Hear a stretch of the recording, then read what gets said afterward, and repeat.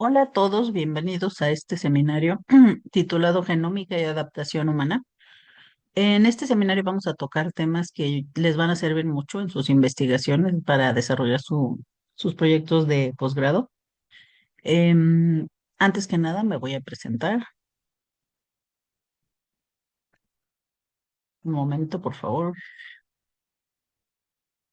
Pues sí, soy la doctora Jimena Guerrero. Soy licenciada en biología por la Universidad Autónoma del Estado de México. Hice el doctorado en la Universidad de Glasgow. Actualmente mis líneas de investigación son mayormente genética y genómica de poblaciones y cómo se pueden ocupar estas disciplinas para estudiar la adaptación. Esto lo van a entender mejor conforme prosigue el seminario. También actualmente quisiera mencionar que estoy colaborando en un proyecto con mis colegas del Hospital Juárez de México y el proyecto es acerca del rol de la epistasis en la diabetes tipo 2. También vamos a abordar lo que es epistasis en el seminario, entonces tranquilos, no pasa nada. Bueno, esta va a ser la estructura del seminario. Primero que nada, vamos a tocar un par de conceptos importantes para que queden bien claros antes de proseguir. Después les voy a hablar de la variación genética y la selección natural en poblaciones. Después ya vamos a entrar específicamente en selección y adaptación en poblaciones humanas. Posteriormente voy a mencionarles un par de métodos para estudiar la adaptación mediante genómica, métodos que se aplican mucho en estudios en seres humanos, que bueno, se aplican en todas las especies que ustedes puedan imaginar, pero específicamente les voy a hablar de métodos que son comunes en estudios en el ser humano. Les voy a presentar algunos casos ya conocidos y estudiados acerca de adaptaciones genómicas en seres humanos, en poblaciones de seres humanos. Y finalmente vamos a hablar, como les decía, de la epistasis, qué es la epistasis y cómo puede influir en la adaptación. Ahora bien, entonces empezamos con los conceptos generales. Yo creo que todos alguna vez han escuchado hablar de la adaptación y de la selección natural, pero por si no es así, les voy a dar un repaso muy rápido. Em, Imaginen una población como la que, digamos, estoy ilustrando aquí en la diapositiva, que es una población de conejos. Creo que es mejor, y a lo mejor iniciar con un ejemplo. Tienen ahí una población de conejos donde hay variación, ¿cierto? Variación en el color de pelaje. Hay conejos blancos y hay conejos de color oscuro. Y si ustedes ven el círculo rojo que tiene la imagen, está señalando un depredador, que podría ser un lobo en este caso, preparándose para depredar sobre alguno de los conejos. Entonces yo les preguntaría, viendo cómo es el paisaje, que es un paisaje nevado, ¿cuáles conejos creen que sean que sean presa más fácil para el depredador? ¿Los blancos o los negros?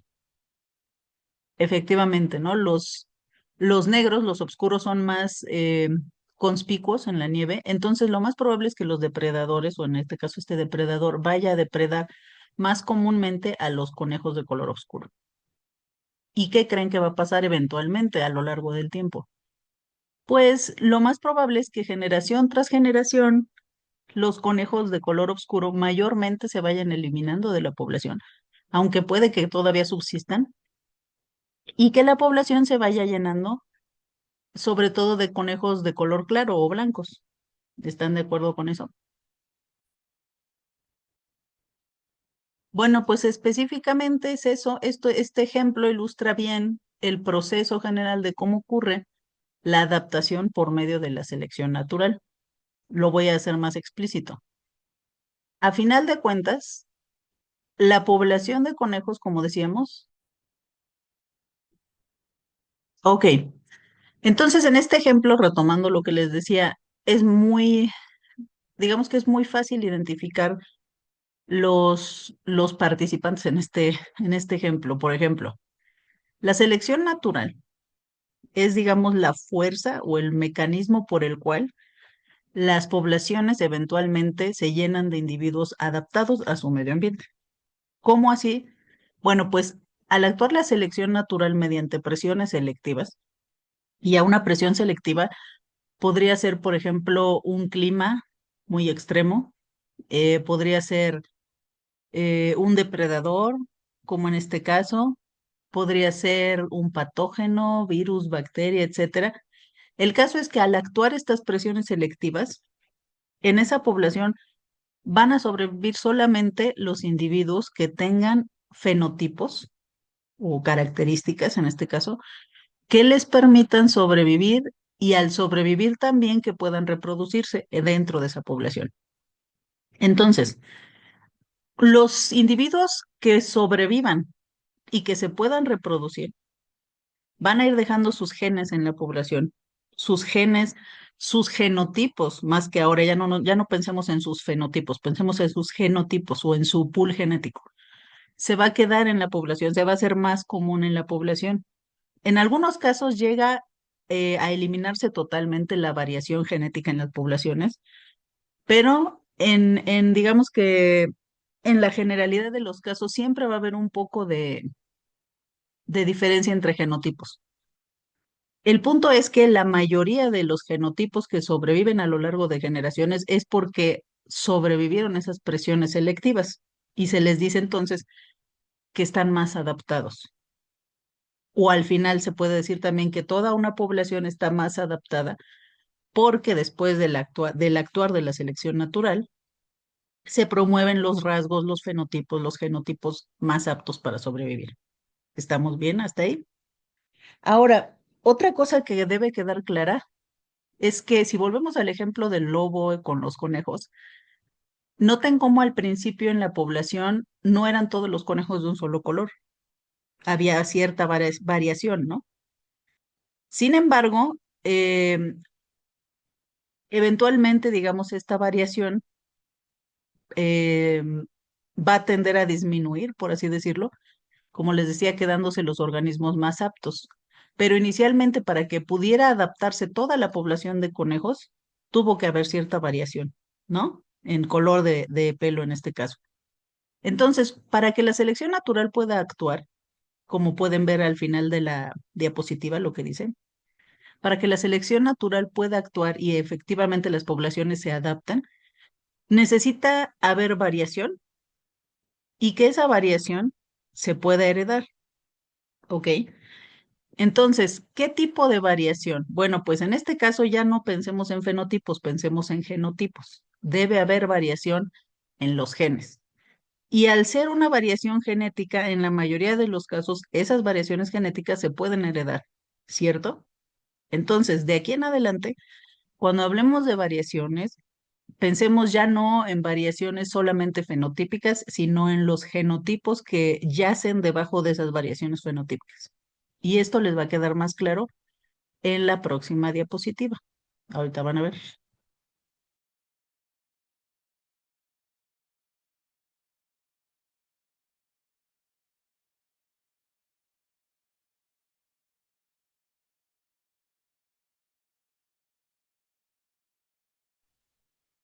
Hola. Decíamos entonces que la selección natural necesitaba que existiera variación heredable y que en este caso la variación que se puede heredar es justamente la variación genética. Entonces, lo primero que tenemos que entender es a qué nos referimos con variación genética. Pues miren, la variación genética, a final de cuentas, en una población no es más que las diferencias en los genomas de los individuos que están en esa población. Hay muchos tipos de variación genética, pero una de las que más se ha estudiado, o bueno, en la que más vamos a mencionar a lo largo de esta plática, es la variación genética que representan los polimorfismos de un solo nucleótido. En este caso, les pido que observen el lado izquierdo de la diapositiva donde están estas tres personas representadas y pueden ver que se muestran sus genomas y hay partes de sus genomas donde la secuencia es exactamente igual. Por ejemplo, si vemos a las tres personas en las primeras tres bases, son iguales, ¿no? GCA, GCA, GCA. Pero después, en la cuarta posición, vemos diferencias, pero solo en una base, ¿no? Por ejemplo, la primera persona tiene A adenina, la segunda guanina y la tercera timina. Entonces, ese polimorfismo, esa variante o esa variación, que ocurre solamente en una posición dentro de este genoma, bueno, al menos en el pedazo del genoma que estamos viendo, esta variación de una sola posición se le llama polimorfismo de un solo nucleótido o en inglés single nucleotide polymorphism. Y la forma de abreviarlo y como se le conoce es SNP-S, pero lo pronunciamos nada más como SNP. Entonces, cuando escuchen SNP, se refiere a los polimorfismos de un solo nucleótido. Hasta ahí espero yo que no haya problema. Ah, ok, se me olvidaba decir que no nada más existen los polimorfismos de un solo nucleótido en cuanto a variación genética. Hay muchas formas de variación genética. Por ejemplo, seguramente ustedes han escuchado que en un genoma puede haber inserciones o deleciones de secuencia, puede haber variaciones en los números de copias de los genes. También puede haber fenómenos como la translocación o la inversión. Todos ellos no los vamos a describir ahorita, pero si les interesa ahondar en el tema, pueden buscar y se darán cuenta de que no nada más hay variación genética en tanto a polimorfismo, sino que hay distintos modos, solamente que para el tema que nos atañe nos vamos a concentrar mayormente en polimorfismos de un solo núcleo. ¿De acuerdo?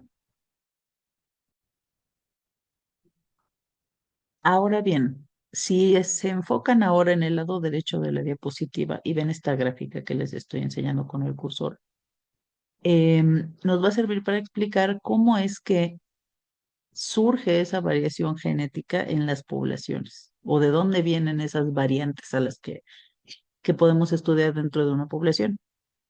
Y básicamente hay tres formas en las que surgen o entran estas variantes a las poblaciones. Volviendo a a la gráfica, imagínense que lo que se está representando aquí es qué le pasa a una población humana a lo largo del tiempo cuando existe presiones selectivas. Entonces, si ustedes observan la parte superior de de la gráfica, ven aquí representadas poblaciones, ¿no? Esto lo entendemos como que es una población, ¿de acuerdo? Y el tiempo empieza acá arriba y acaba acá abajo. Entonces, digamos que este es el presente en la parte de abajo de la gráfica y el pasado está en la parte de arriba. Entonces, les voy a explicar los demás elementos de la gráfica. Decíamos, el presente está aquí enfrente, esto es lo que pasa en el presente. Y arriba es lo que pasó en el pasado o cómo era la población humana en el pasado. ¿Ok? Ahora, estas estrellas que ven de diferentes colores son precisamente, digamos, nos señalan la variación genética, nos señalan una variación genética que hay en la población o que surge en algún momento dado. Entonces, si ven ahora esta línea punteada que estoy señalando, esta línea punteada representa el momento en el tiempo. Recordemos que el tiempo es el pasado está acá arriba, el presente es aquí al final. Y en el momento en que se da una presión selectiva, es donde nos señala la línea punteada. ¿Ok? Otra vez, la línea punteada es el inicio de una presión selectiva. Ya habíamos hablado de qué son las presiones selectivas. Y las estrellas representan esas variantes que hay en la población. Ahora, no hemos hablado de la frecuencia que nos representa esta gráfica. Cuando digo frecuencia me refiero a qué tan frecuente es una variante en una población. ¿Qué tantos individuos de esa población tienen esa variante o ese alelo? Porque ahora ya nos vamos a ya vamos a empezar a utilizar el lenguaje ya más especializado. Entonces, como pueden ver, nos señala la gráfica que la frecuencia de esta variante o de esta variante o de esta variante va aumentando hacia la derecha de la gráfica. ¿Ok? Entonces, si ven aquí, hay una variante, su frecuencia o sea, qué tan comunes en una población fluctúa. Estos son los montecitos que ven aquí, son fluctuaciones en la frecuencia con que se encuentra esa variante en una población. Y pues intuitivamente pueden inferir que la frecuencia es baja aquí, donde está muy cerca de la variante, y más alta cuando al final del tiempo que estamos observando, más personas dentro de la población llevan esa variante. En el caso de la variante azul, por ejemplo, esto se representa con, al principio, digamos que ninguna persona tenía la variante y después hay un cierto número de personas que sí la tienen y hay otros que siguen sin tenerla. Creo que eso está relativamente claro. Ahora bien, entonces vamos a empezar a explicar caso por caso estas tres diferentes formas en que se presenta la variación genética en las poblaciones. Entonces, en el primer caso, estoy hablando de izquierda a derecha, en la variación está azul. Antes de que ocurra la presión selectiva, y les recuerdo, la presión selectiva ocurre en el tiempo, esta es la línea del tiempo, y esta línea punteada es la presión selectiva. Entonces, en el primer caso, hay algo que se llama variación genética preexistente. Eso quiere decir que esta variante, este alelo, existía en la población antes de que empezara la presión selectiva. Acuérdense que el tiempo, este es el presente y este es el pasado. Entonces, en el pasado esta variante ya estaba antes de que empezara la presión selectiva. Y después de la presión selectiva, si la variante es beneficiosa, si le permite a los individuos de la población sobrevivir y reproducirse mejor, se va a ir incrementando a lo largo del tiempo la frecuencia de esa variante en la población. ¿Ya vieron? Empezamos con una frecuencia baja y al final acabamos con varias personas con esa variante. ¿Por qué? Porque era una variante beneficiosa. Aquí lo importante de recordar es que esta variante ya existía desde antes en la población. A lo mejor no había muchas personas que la tenían, pero existía antes de que empezara la presión selectiva. Esto es lo que nos importa. Pregúntense ustedes, dentro de la gráfica vayan viendo cuáles variantes ya estaban antes de la selección, bueno, de la presión selectiva, y cuáles no estaban antes de la presión selectiva. Ahora, este tipo de variación genética, la variación genética preexistente, es muy importante para adaptarse rápidamente.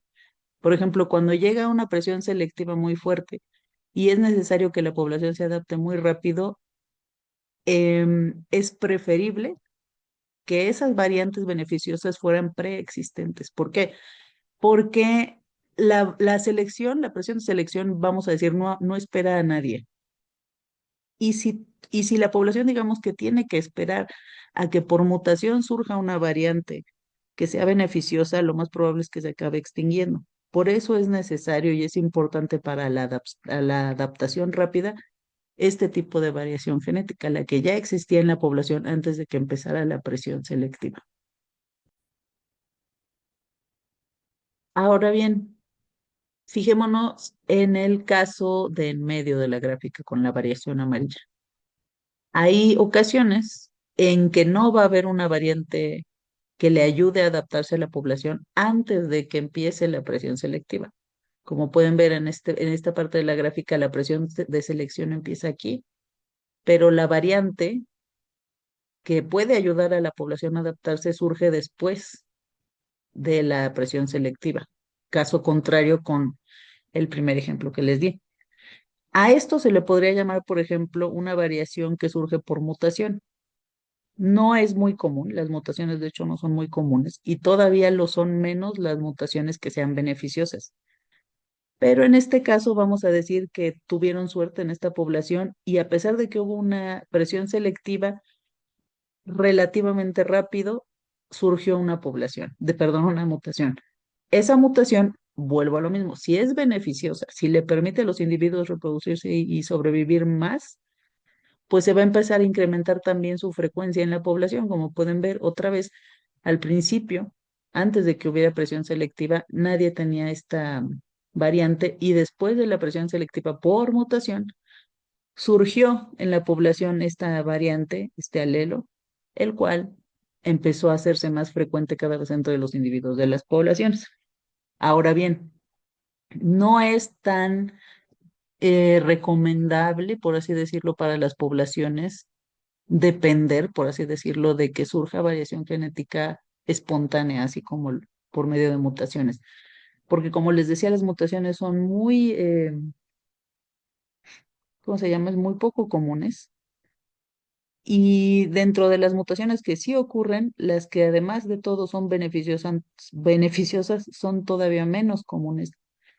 Y como al principio están en, digamos, en una frecuencia baja, es fácil que por eventos azarosos se pierda totalmente esta variante de la población. Es decir, cualquier catástrofe podría eliminar esta mutación, por muy beneficiosa que sea, antes de que pueda esparcirse en la población y servir para que se adapte esa población en el futuro.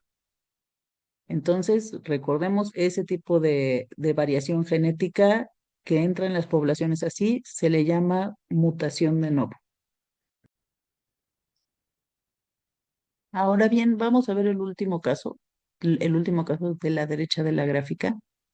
Otra vez tenemos una población humana, otra vez tenemos una presión selectiva y otra vez tenemos una variante. Pero la diferencia con las otras es cómo entra esa variante a la población. Y si ven aquí este individuo rojo, el que está hasta del lado derecho, la extrema derecha del último caso, este individuo rojo representa un inmigrante que llega a esa población humana y que al reproducirse con estas personas, introduce una variante, que es lo que estoy señalando aquí, introduce una variante a la población.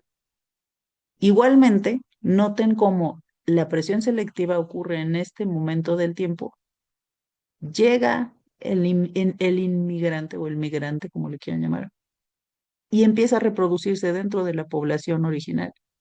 Y de esa forma, su variante beneficiosa comienza a esparcirse entre los individuos y una vez más nos quedamos con una población donde cierto número de personas o cierto número de individuos ya tiene perdón, esa variante, no le llamemos mutación, llamémosle variante beneficiosa y al ser beneficiosa igualmente se hace cada vez más frecuente.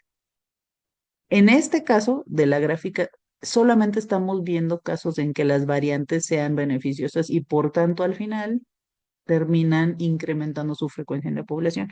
Pero también puede pasar que si la variante que entra, ya sea por mutación o por ya existía, pero resulta que no es tan favorable esta variante que ya existía después de cierta presión selectiva, no se va a incrementar en teoría dentro de la población. ¿Ok? Bueno, entonces a ese último caso, cuando entra la variante por flujo, se le llama flujo genético con otras poblaciones, a ese fenómeno se le llama introgresión adaptativa.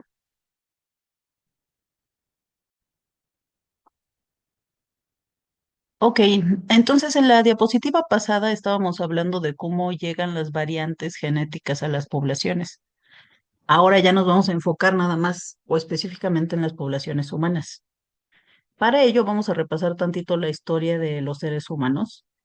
Si seguimos la teoría de fuera de África, se supone que los seres humanos se originaron inicialmente en África y después hace aproximadamente 60.000 a 90.000 años empezaron a salir de ahí y empezaron a colonizar nuevos lugares o les podemos llamar también nuevos hábitats.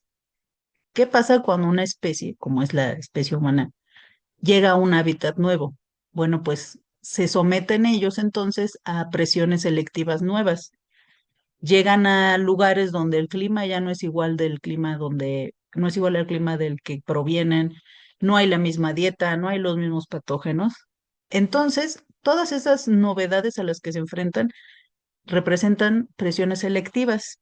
Y como ya lo habíamos discutido antes, las presiones selectivas, después de actuar durante muchos años, terminan generalmente en adaptación de las poblaciones.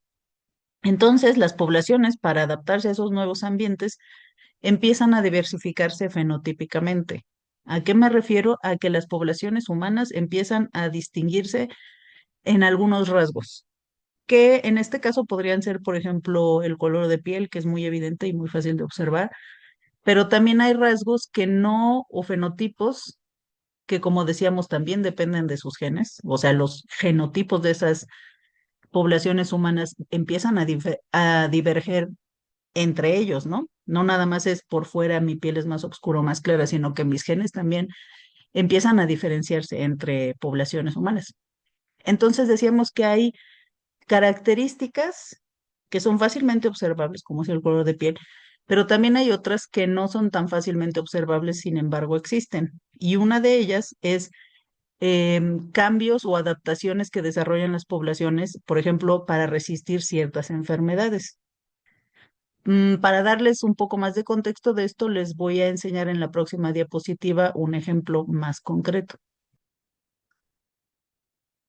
Bueno, decíamos que les iba a dar un ejemplo y he aquí el ejemplo. Supongo que alguna vez han escuchado acerca de la anemia falciforme, que es esta enfermedad que se debe justamente a que se tienen glóbulos rojos con una forma extraña, atípica, como cuña, como la que estoy señalando aquí en el lado izquierdo de la diapositiva. Y esa enfermedad o esa condición provoca anemia, provoca edema o hinchazón generalizada y en algunos casos también causa accidentes cerebrales. Hay poblaciones en las que es muy común esta condición o esta enfermedad, como es en el caso de los africanos. Pero cuando se empezó a estudiar esta enfermedad, hace ya varios años, se empezó a ver que donde la anemia falciforme era muy común, también la malaria era muy común. La malaria es una enfermedad distinta. Es transmitida por un mosquito, pero en realidad el agente causal es un parásito que se llama Plasmodium falciparum. Y la malaria, pues es una enfermedad que te causa fiebre, agotamiento y en muchos casos la muerte.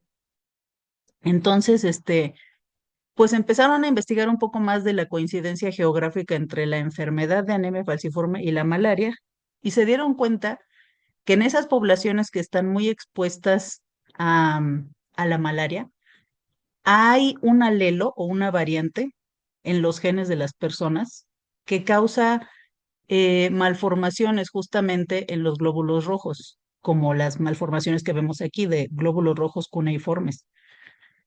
Pero resulta que este alelo solamente causa este problema cuando está en un genotipo homocigoto. Es decir, cuando una persona tiene tanto el alelo, digamos, de su papá como el de su mamá, ambos son el alelo mutante, le llamaremos HBS. Pero si el genotipo de la persona es heterocigoto, es decir, que tiene un alelo normal, que en este caso sería el HBB, y un alelo mutante, de hecho, eso le confiere cierta resistencia a la malaria. ¿Por qué? Porque al presentarse este genotipo en particular, los glóbulos rojos de las personas que tienen ese genotipo heterocigoto tienden a ser porosos. Entonces, al ser porosos, eh, se vuelven deficientes de nutrientes y entonces, aunque les llegue el parásito no sobrevive porque no puede alimentarse. Entonces, les preguntaría a ustedes, ¿no les parece que esto es un excelente ejemplo de la adaptación a una población humana?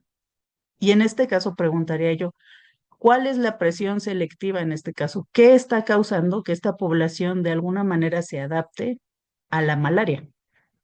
Pues la presión selectiva en este caso sería el patógeno, el plasmodium, que está ayudando, bueno, no es que ayude, pero al causar esa presión selectiva permite que la población o las poblaciones donde es muy común la malaria se adapten contra la enfermedad para sobrevivir.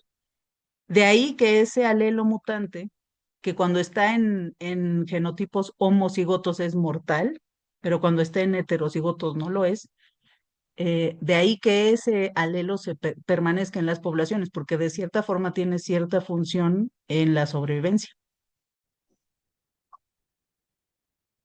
Bueno, entonces en la diapositiva anterior estábamos hablando de un ejemplo concreto de adaptación de poblaciones humanas. En este caso fue el caso de una enfermedad como era la malaria. Y ya entrando en detalles de cómo se puede estudiar la adaptación mediante la genómica, no siempre vamos a estudiar fenotipos de enfermedades, pueden ser fenotipos de todo tipo, puede ser a lo mejor fenotipos continuos, digamos, que no sean como lo es una enfermedad, ya sea, por ejemplo, si queremos estudiar una población de individuos, de humanos y saber este, qué genes están implicados en, digamos, no sé, diabetes. En este caso nosotros tenemos solo dos grupos, ¿no? Gente que tiene diabetes y gente que no tiene diabetes, pero también se pueden estudiar otro tipo de rasgos, que no nada más sean blanco o negro, ¿sí o no?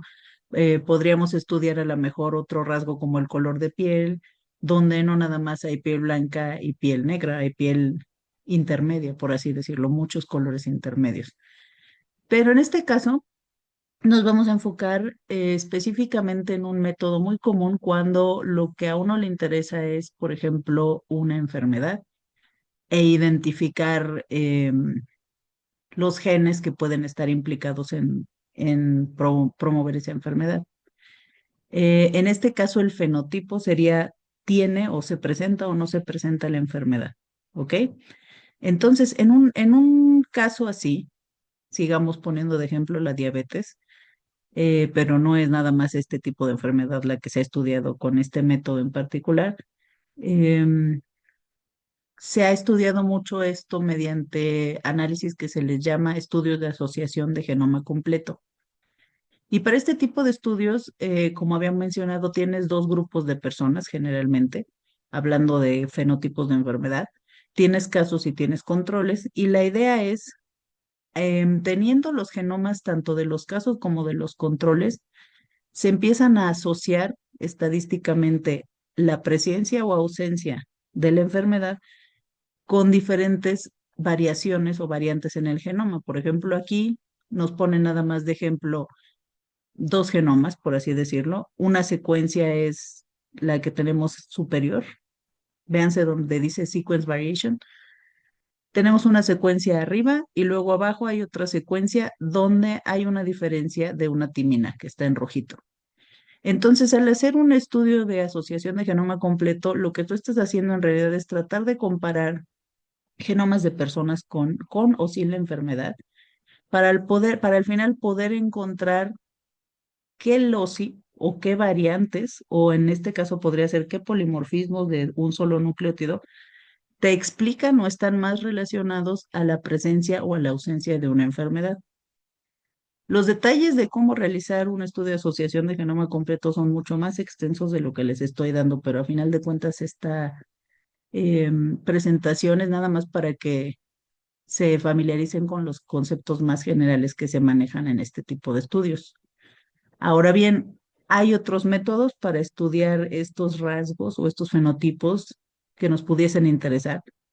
Y les llamamos también fenotipos, digamos, de enfermedad en este caso, pero a lo mejor también podrían ser adaptativos, ¿no? Como era el caso de la malaria. Sí, las personas pueden llegar a presentar malaria y también tienen diferencias en sus genomas, como era el caso del alelo mutante que las personas que son resistentes a la malaria tienen. Pero al mismo tiempo que estamos estudiando la enfermedad, al estudiar los genomas también estamos estudiando cómo se adaptó la población contra esa enfermedad. Entonces, en la siguiente diapositiva les voy a enseñar algunos ejemplos que ya se han encontrado de cómo diferentes poblaciones humanas ya están adaptadas de alguna manera para enfrentar o para minimizar el daño que les causan algunas enfermedades. O lo contrario, cómo hay poblaciones que actualmente tienen enfermedades o condiciones o debilidades, llamémosle así, frente a patógenos o frente a ciertas condiciones de enfermedad.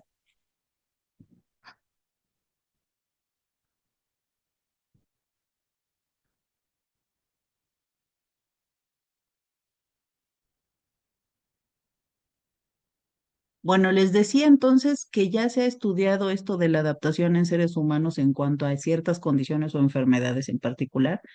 En muchos de los casos que les voy a mencionar, la metodología justamente fueron estudios de asociación de genoma completo. Pero aquí señalé algunos casos. Hay toda una lista que pude encontrar yo de genes que se han encontrado que de alguna manera están implicados en la adaptación en las poblaciones humanas.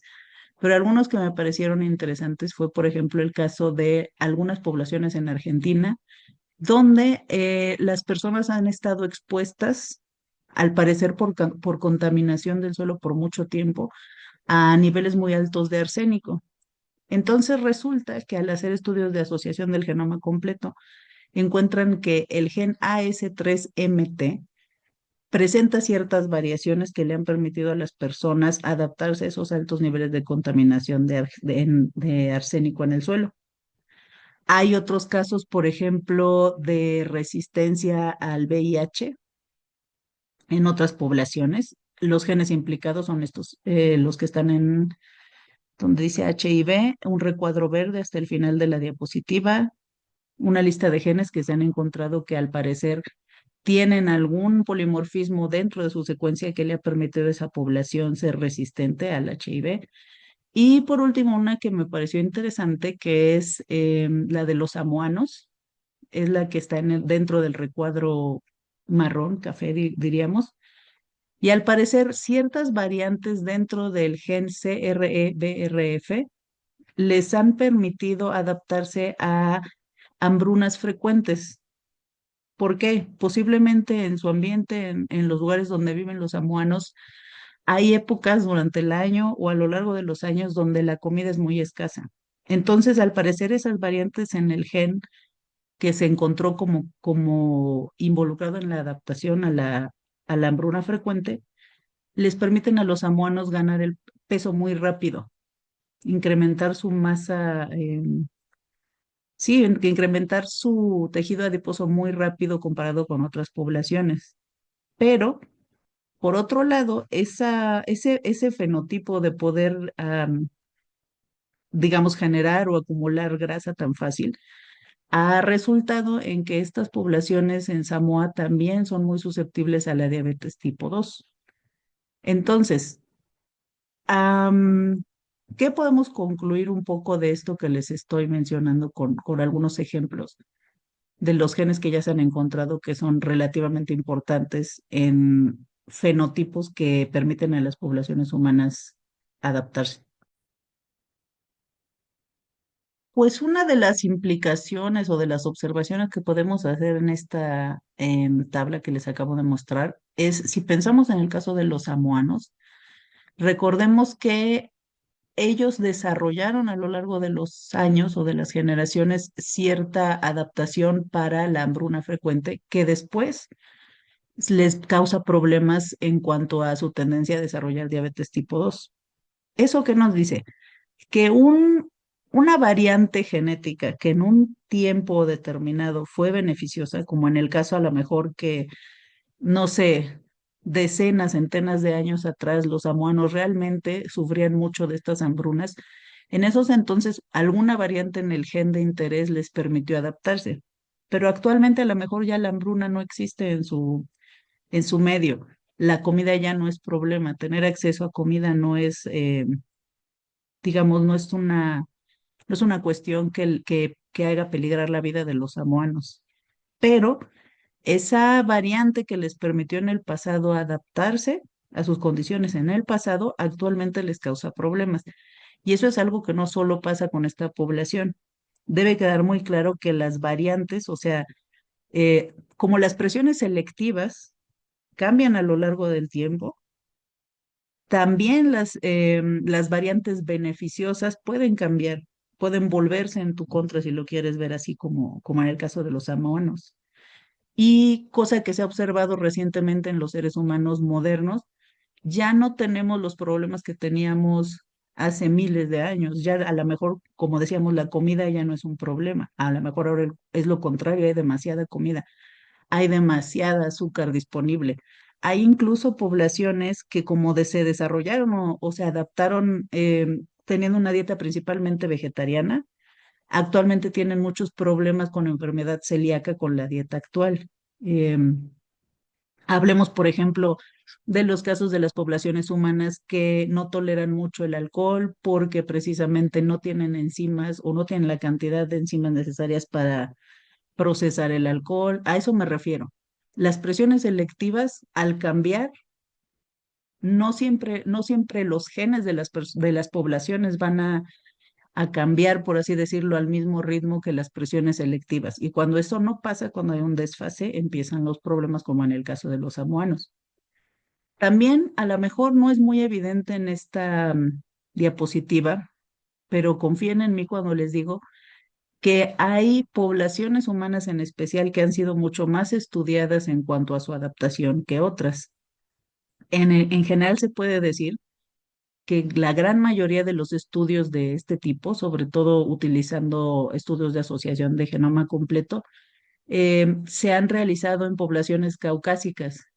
Y eso es un problema porque si bien nos proveen mucha información muy valiosa y sobre todo mucha información de base para desarrollar más investigaciones, siempre es necesario que nosotros estudiemos poblaciones poco estudiadas.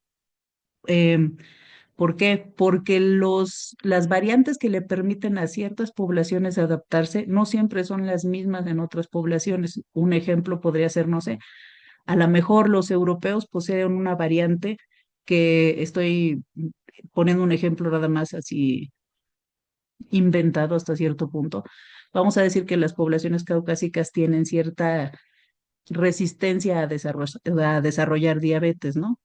Y que al estudiar una población caucásica a lo mejor encontramos que tal gen es el responsable de darles esa resistencia a desarrollar diabetes.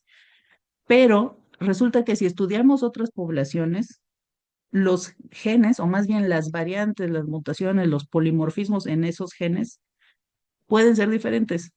O sea, el mismo gen no siempre está implicado en todas las poblaciones en la adaptación. No son siempre los mismos polimorfismos los que le permiten adaptarse a las poblaciones humanas. Entonces, por eso es importante quitar ese sesgo de solo estudiar ciertas poblaciones para que podamos comprender mejor la adaptación humana. Tenemos que irnos pues a todo, ¿no? A veces hasta los extremos. Un extremo podría ser la población samoana, que tiene mucha tendencia a la diabetes tipo 2. La población mexicana también, como ustedes saben, tiene mucha tendencia, mayor al menos que las caucásicas y que otras etnias. Entonces, es muy urgente que estudiemos más esos fenómenos en poblaciones poco estudiadas. Ahora bien, como pueden recordar, al principio del seminario les comenté que íbamos a acabar con el último tema que iba a ser epistasis y adaptación. Supongo que a lo mejor algunos no están familiarizados con el término epistasis, pero ahorita se los voy a explicar. ¿Ok? Bueno, pues resulta que no siempre, no todos los fenotipos que puedan ser adaptativos o no adaptativos están determinados por solo un gen o por solo pocos genes o pocas variantes dentro de esos genes. Hay muchos casos donde no solo importa el efecto de una variante por sí sola sobre fenotipo, por decir algo, en un estudio de asociación de genoma completo, normalmente lo que se hace es probar el efecto que tiene cada variante, puede ser millones de variantes, millones de polimorfismos en un genoma, y lo que se hace en un estudio de asociación completa de genoma, de genoma completo es ver por separado qué efecto tiene la variante uno en el fenotipo de interés. Luego, ¿qué efecto tiene la variante 2 en el fenotipo de interés? ¿Qué efecto tiene la variante 3 en el fenotipo? Y así sucesivamente miles y miles y miles de variantes. Pero la realidad es que los genes no trabajan o no existen o no se expresan ni funcionan totalmente por sí solos. Están influenciados por todos los demás genes y por todas las demás, por la expresión de todos los demás genes del genoma, o al menos de algunos genes del genoma. Y esas interacciones, digamos, que ocurren entre genes, son a lo que le llamamos el trasfondo genético. Es decir, cuando hay interacciones entre los genes y esas interacciones son las que a final de cuentas afectan un fenotipo, a eso se le llama epistasis, a la interacción entre genes que resulta o que afecta a un genotipo, perdón, un fenotipo. Y las gráficas que ustedes pueden ver ahí, que son dos círculos, son una forma de representar ese fenómeno de epistasis entre diferentes genes o diferentes variantes en un genoma. Cada una de esas líneas de colores o de esos arcos que conectan una parte de del círculo con otra parte del círculo son justamente representaciones de qué genes o qué variantes están afectando a cuáles otras dentro de los que se estudiaron dentro del genoma. A lo mejor, por ejemplo, por dar un ejemplo, el gen A se expresa y produce la proteína A1. Y esa proteína A1 de alguna manera va a afectar la expresión del gen B. Y el gen B, a su vez, al ser afectado por la proteína A, produce su proteína y la proteína que produce el gen B ah, tal vez afecta la expresión o el funcionamiento de otros genes en el genoma. Entonces, cada vez es más importante tomar en cuenta estas interacciones para explicar mejor los fenotipos que nos interesan.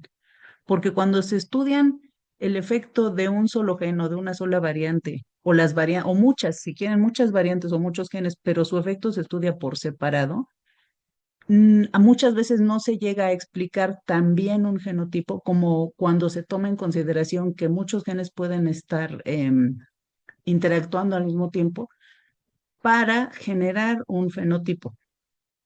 Por eso es que hay que tener mucho cuidado cuando, por ejemplo, decimos que el gen A es el gen responsable del color de ojos o el gen bla, bla, bla es responsable de la diabetes. No, generalmente en realidad en la naturaleza es raro observar un fenotipo determinado por uno o por poquitos genes o por poquitas variantes. Es hasta cierto punto, podría yo argumentar, más común encontrar que un fenotipo es resultado de muchísimas variantes o de muchísimos genes interactuando entre ellos, participando algunas veces cada uno de ellos muy poquito en el fenotipo, pero al final de cuentas eso, el conjunto de la acción de varios genes o de varias variantes dentro de esos genes es lo que da un fenotipo, ¿ok? Ahora bien, decíamos entonces que la epistasis es ese fenómeno en el que varios genes interactúan para producir un fenotipo. Entonces, si la epistasis puede modificar o producir diferentes fenotipos, ¿ustedes creen que la epistasis puede tener alguna función o algún rol en la adaptación de poblaciones humanas? Pues la respuesta es sí, definitivamente. La epistasis es un fenómeno que podría estar implicado en la adaptación. Y también, bueno, no necesariamente en la adaptación, sino simplemente en producir diferentes fenotipos. No todos ellos van a ser adaptativos, no todos ellos van a terminar en enfermedad, pero la idea es eso, o sea, siempre tener muy presente que los genes no actúan generalmente por sí solos, que están influenciados por otros genes. Ahora bien, la epistasis es un fenómeno que dentro de lo que cabe es de reciente, no es de reciente descubrimiento, pero podríamos alegar que no se ha estudiado tanto, sobre todo en el caso de su rol en las enfermedades. Apenas empiezan a surgir más estudios acerca de ello. Hasta el momento se ha involucrado la epistasis un poco en fenómenos como la evolución de visión a color, en la enfermedad de Parkinson, en la enfermedad de Alzheimer. Ahorita nosotros en el Hospital Juárez estamos trabajando en estudiar la epistasis y su efecto en la diabetes tipo 2. Pero para estudiar este tipo de fenómenos, cuando ya no nada más estamos hablando de un gen o una variante, sino de millones de variantes, pues eso representa retos muy importantes. Uno de ellos es un reto computacional, porque imagínense, de por sí es difícil, bueno, es computacionalmente complejo hacer un estudio de asociación de genoma completo. Y en esos casos, en realidad tú estás viendo los efectos, como decíamos, de genes o de variantes por separado. Pero cuando ya estás hablando de epistasis, tienes que hacer relaciones o tienes que investigar asociaciones no solo de un solo gen o una sola variante, sino de múltiples, miles y millones de variantes al mismo tiempo y cómo se afectan unas a otras. Entonces, imagínense, eso lo hace muchísimo más difícil en tiempo computacional. Para analizar estadísticamente la epistasis también es más complejo. Y por otro lado, el mismo sesgo que tenemos de el sesgo poblacional. Y por sesgo poblacional me refiero a que de la misma manera que ya se había mencionado, el hecho de que tú encuentres, ahora ya hablando de epistasis, que encuentres que hay ciertas interacciones entre determinados genes que afectan, por decir algo, el desarrollo del Alzheimer, em, no necesariamente vas a encontrar las mismas interacciones en todas las poblaciones que estudies. A lo mejor si tomas solamente personas con ancestría africana, y haces tu estudio de interacciones epistáticas, te van a salir algunos genes y te van a decir, bueno, el gen A, B y C interactúan y están implicados en el Alzheimer. Pero si replicas ese mismo estudio en una población de ancestría caucásica, a lo mejor no vas a encontrar las mismas interacciones. Entonces, eso también es un reto. Ahora bien, a pesar de que es difícil y que es complejo, ¿por qué sería importante estudiar más la epistasis? Pues porque al conocer, em, al establecer interacciones entre diversos genes, al tomar en cuenta lo que decíamos, el trasfondo genético en el que se desarrollan las enfermedades, podemos empezar a tener medicina personalizada. Podemos empezar quizá a estimar el riesgo que tiene una persona de desarrollar tal enfermedad mejor. ¿Por qué? Porque si sabemos que a lo mejor, ok, eh, todos tenemos los mismos genes, cierto, pero no todos tenemos las mismas variantes o no todos tenemos los mismos polimorfismos, polimorfismos dentro de los genes, ¿eh? Acuérdense, todos los seres humanos tienen los mismos genomas, pero lo que puede cambiar son mutaciones, polimorfismos, etcétera, dentro de ellos. Ahora bien, si tú sabes que el gen A o el polimorfismo A está parcialmente relacionado a Alzheimer, pero solo se desarrolla la enfermedad cuando además del polimorfismo en el gen A tienes el polimorfismo B en el gen B, o además tienes que tener, no sé, en el gen C otro polimorfismo más, ¿saben? O sea, se va haciendo complejo, pero pero es necesario conocer más acerca de cómo es el trasfondo genético de las personas para poderles dar un diagnóstico o, como decíamos, una probabilidad o un factor podremos decir, un riesgo a lo que se le llama em, Genetic Risk Score, que sería así como pues sí, un score de su riesgo genético de desarrollar algo. Y por eso es importante estudiar este tipo de fenómenos. Y también por eso es importante que seamos cautelosos antes de decir que viendo solamente, observando solamente un gen o solamente una variante en un gen, le podemos decir o predecir a una persona con total confianza que va a desarrollar o no una enfermedad.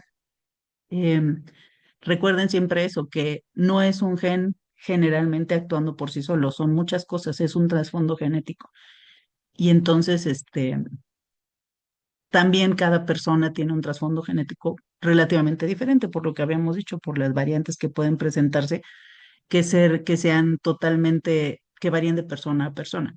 Entonces, esa es la importancia, ese es el valor de hacer este tipo de estudios como más bien, disculpa, no introduciendo, sino estos estudios tomando en cuenta la epistasis, las interacciones entre los genes. Y bueno, pues este sería el final del seminario. Espero que si tienen alguna duda, después se puedan comunicar conmigo, me lo pregunten. Aquí vamos a estar. Y finalmente, queremos agradecer al Consejo Nacional de Ciencias, perdón, Consejo Nacional de Humanidades, Ciencias y Tecnologías por el financiamiento de este proyecto. en la convocatoria de Ciencias de Frontera. Muchas gracias y nos vemos la próxima vez.